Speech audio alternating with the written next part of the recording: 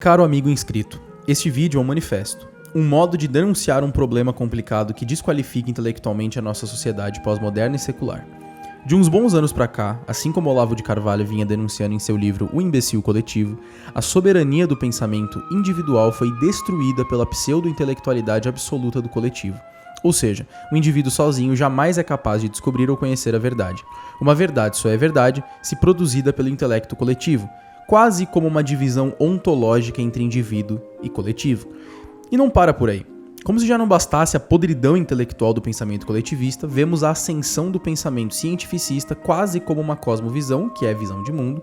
E qual o problema desse pensamento? Bom, o pensamento cientificista acredita que só a ciência é capaz de descobrir verdades, através do seu método científico, e que nada está além dos limites dela própria. Cientificistas desconsideram que a verdade seja metafísica e sim algo tangível, palpável e dotado de materialidade, tendo como conclusão que a filosofia está morta e não legitima verdade alguma além de homens barbudos que vivem com a cabeça no mundo da lua filosofando. Mas será que as coisas realmente funcionam dessa maneira? Pois bem, no vídeo que você assistirá agora, eu procuro esmiuçar o pensamento cientificista e demonstrar que a ciência não existe sem que antes a filosofia a legitime como uma, entre aspas, descobridora de verdades e que é contingente à metafísica. Porém, é bom deixar claro que se vocês esperam um vídeo que deslegitime totalmente a ciência como uma inutilidade mundana, está enganado. Ela vem ajudando a sociedade em seu desenvolvimento há milhares de anos e o objetivo desse vídeo é apenas demonstrar que a ciência não é a única ferramenta capaz de descobrir verdades a respeito da realidade. Isto posto, bom vídeo. Todo mundo sabe que não é novidade para ninguém que a razão, a racionalidade humana, seja crucial e muito importante para a nossa existência. E por ser algo vital à nossa existência, não deve ser aplicada de maneira errada e imprudente. Onde há muitos anos existe uma grande tendência de limitar essa razão de forma reducionista a acreditar que a verdade só pode emergir de algo que é cientificamente e empiricamente confirmado e verificado, eliminando inclusive os métodos e meios lógicos, filosóficos e matemáticos de descoberta e conhecimento. Isso é muito comum na comunidade científica e ateia, que desconsideram a ciência, ou melhor, que consideram a ciência como uma redentora da humanidade, quase como uma cosmovisão. E na maior parte das vezes é mesmo. Tudo dentro da ciência, nada fora da ciência, quase como um ultranacionalismo científico. Porém, investigando mais a fundo, temos que esses grupos tendem a ver a ciência como um objetivo que vai além da investigação da realidade material ou das leis da física, universo, astronomia, etc. O fim último dessa visão é libertar, entre aspas, a humanidade da tal crença em Deus ou superstições sobrenaturais em geral.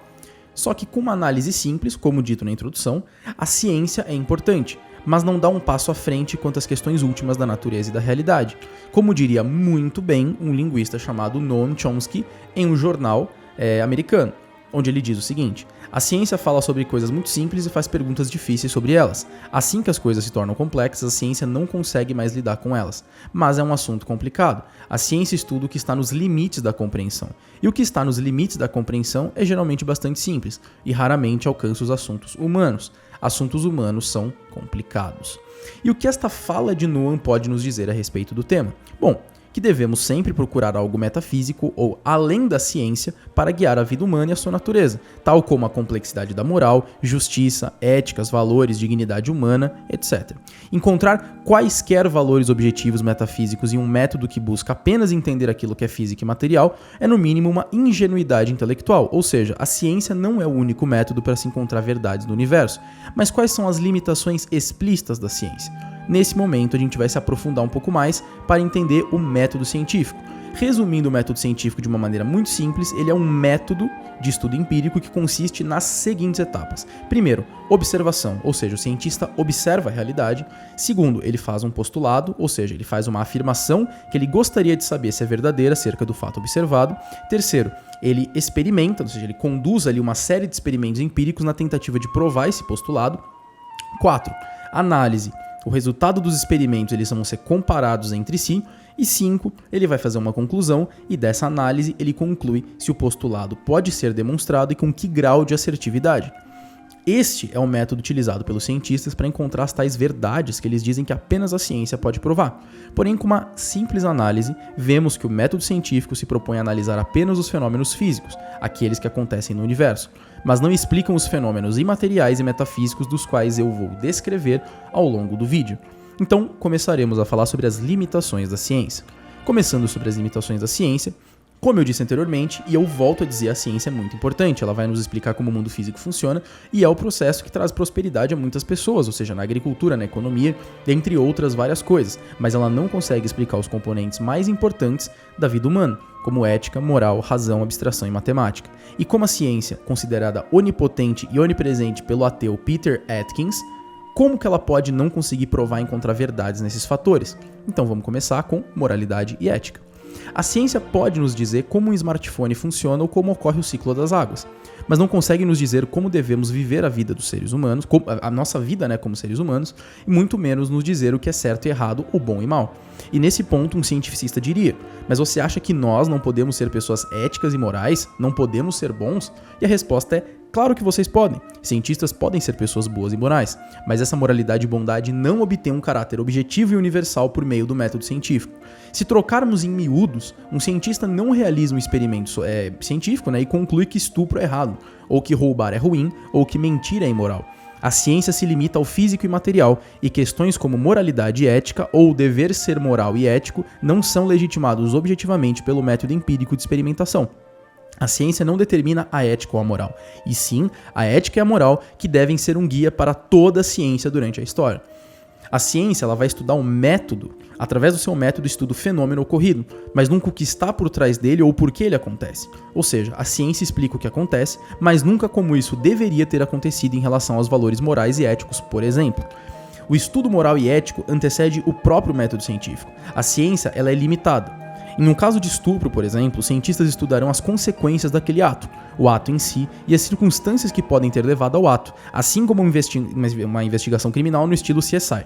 Mas nunca conseguirão dizer que aquele foi um ato certo ou errado, ou porque uma ação é moralmente superior à outra, ou até porque Hitler é uma pessoa pior do que um indivíduo que opera obras de caridade pelo mundo inteiro. A ciência se limita a entender apenas as mortes do Holocausto como um acontecimento e também as obras de caridade de uma pessoa, mas nunca realizar um juízo de valor moral acerca dessas duas ações, levando a uma valoração daquilo que é pior ou melhor objetivamente. E no campo da matemática e das abstrações? Bom, a ordenação matemática do universo foi descoberta. Ela nunca foi inventada ou criada por seres humanos. Mais simplista e essencial do que as próprias ordenações matemáticas, fórmulas, contas, equações, são os próprios números, que existem por uma necessidade de sua própria natureza, assim como a mente, sendo chamados apenas de necessários abstratos. E é por conta dessa ordenação matemática universal que conseguimos entender o mundo com tanta clareza, exatidão e confiança. Quer um exemplo muito simples? Olha só, pensa comigo. Sabemos que 1 mais 1 é 2, pois desenvolvemos uma maneira de causar um abstrato na realidade. Ou seja, nossa mente abstrai algo necessário metafisicamente e causa isso na realidade como uma maneira de explorar e entender o mundo. Porém, 1 mais 1 sempre foi 2, independente de já termos feito essa conta um dia. Cateto ao quadrado mais cateto ao quadrado é igual a hipotenusa ao quadrado, de maneira transcendental e necessária, onde Pitágoras apenas descobriu e com a sua mente, com a sua racionalidade, desenvolveu uma fórmula para adequar um abstrato à realidade. E há uma confiança, uma crença nisso. Quer ver? Se você juntar um pão com outro pão, você terá 2 pães. Isso é um método simples que qualquer criança é capaz de realizar, né? Mas você nunca precisou juntar 4 milhões de pães com mais 4 milhões de pães para concluir que daria 8 milhões de pães, certo? Bom, para os cientificistas, não muito.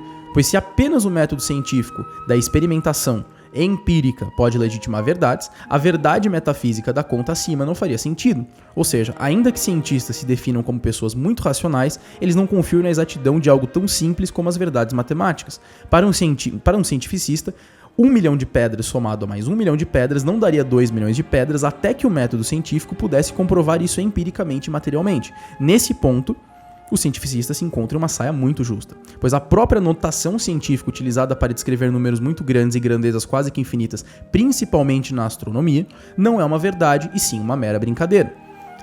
Isto posto, temos que a linguagem matemática é a fundação da ciência. Logo, a ciência nunca poderá justificar sua existência a partir dela mesma. Se a matemática é a base da ciência, a ciência não pode ser um meio de verificação da matemática. Isso soaria tão estranho quanto dizer que a pintura, um quadro, uma arte, existe por ela mesma, sendo que para existir pintura é necessário que exista alguém que a tenha pintado, um pintor ou artista. A ciência é também contingente à matemática. E uma observação interessante é de que esses argumentos demonstram como que a ciência também não pode realizar juízos sobre a existência de Deus, ser necessário, ou mente, ou consciência, já que Deus é o Criador e a fundamentação de todo o ser. E se a gente for falar de razão ou racionalidade? Bom, imagina que a nossa razão é como o processador de um computador. Quando você compra um computador, o criador daquele computador colocou dentro dele ali um processador de informações que já estão carregadas no disco rígido. Desta forma, os seres humanos eles também existem como seres racionais. Mas o que isso seria exatamente? Bom, temos a capacidade de criar, pensar filosoficamente, abstratamente, aprender outros idiomas, deliberar e saber sobre o certo e errado, entre outras coisas. Porém, muitos cientistas dizem que todas essas características não físicas do ser humano foram desenvolvidas pela evolução e pela seleção natural. Mas esse postulado demonstra um enorme desconhecimento de como evolucionistas e naturalistas enxergam a evolução. De acordo com o evolucionismo, a seleção natural só seria capaz de desenvolver nos seres humanos as capacidades suficientes para a sobrevivência, como caçar, se alimentar, se proteger do perigo e se reproduzir. Então, ao postular esse argumento, os próprios evolucionistas caem em contradição com a sua teoria, pois a natureza jamais teria gerado a capacidade racional no ser humano, visto que não é essa sua função e para os propósitos da evolução e adaptação, isto não seria necessário.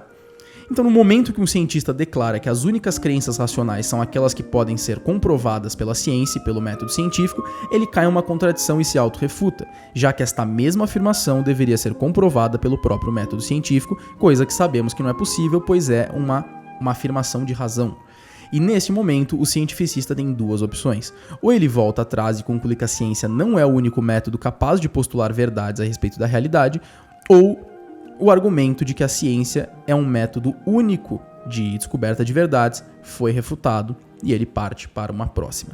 Então, nesse ponto, a gente entende que algo metafísico deve necessariamente existir para que os cientificistas não acreditem nele, visto que não existe outra explicação para a racionalidade humana que não algo que transcenda a própria física e a própria materialidade do ser humano.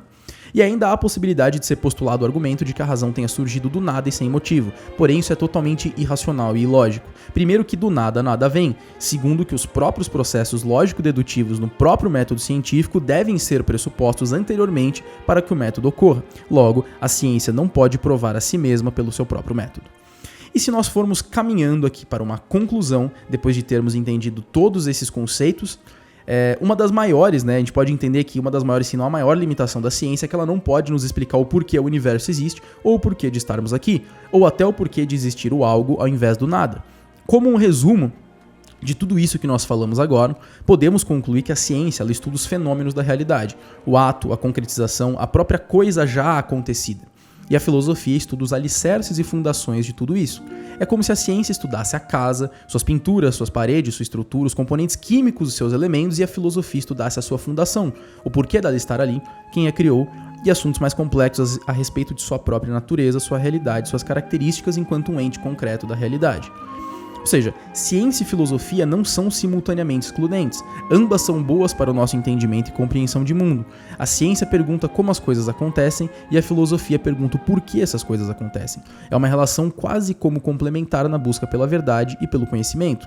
Isto posto, não há nenhum conflito entre ciência e filosofia ou entre ciência e Deus, mas existe com certeza um grande conflito entre naturalismo e fé. Como bem postula Rice Brooks em seu livro, o naturalismo é a crença de que a natureza é tudo que existe. Isso, portanto, excluirá qualquer coisa metafísica, transcendental, atemporal ou além das próprias limitações da natureza. E logo após isso, não é difícil de entender que a ciência só pode ser praticada por alguém que esteja plenamente comprometido com a busca pela verdade e pelo conhecimento, senão o próprio ato dele de tentar provar algo como verdadeiro não faz sentido. Ou seja, a fonte e o desejo dessa busca, no entanto, brota da filosofia, pois a filosofia é aquilo que sustenta qualquer legitimidade que o método científico pode ter. Podemos, então, dizer que o cientista deve, por obrigação, ter a fé na possibilidade de que as normas ali válidas para a sua existência sejam racionais, ou seja, compreensíveis à razão. E como já foi dito, a razão é metafísica. Concluindo, temos que a ciência não existe sem que antes exista a filosofia. E como conclusão mesmo, após entendermos bastante como a ciência é limitada no tocante às questões mais profundas da humanidade, do universo e da realidade, temos que o estudo e o pensamento filosófico são a base para qualquer vontade de encontrar a verdade através da própria ciência, e que é mais importante que a própria ciência. Vimos também que muitos autores e filósofos brasileiros, como Olavo de Carvalho, Mário Ferreira dos Santos, tinham razão ao denunciar a barbárie intelectual que emerge das universidades e da academia pela hegemonia do poder coletivo e da intelectualidade coletiva acerca do pensamento individual, e que este é, então, o maior problema que podemos encontrar hoje na sociedade pós-moderna. Ao menos, né, quando falamos a respeito de busca por conhecimento e de construção ali de uma frase ou de um postulado que demonstra uma verdade. Ou seja, em uma realidade onde a bunda vale mais do que a razão, onde a ciência afirma que a filosofia está morta, cortando ali o galho que ela mesma está sentada, e onde o relativismo toma conta da cabeça dos seres humanos, a única coisa que nos resta é pensar e estudar por nós e por muitos, pois nunca se sabe quando um cientificista te chamará de negacionista da realidade por afirmar que a ciência não prova ela mesma. Espero que vocês todos tenham gostado desse vídeo, espero que isso tenha ajudado e elucidado um pouco vocês a respeito de toda essa complicação do mundo pós-moderno, caótico e totalmente burro intelectualmente que vivemos, né?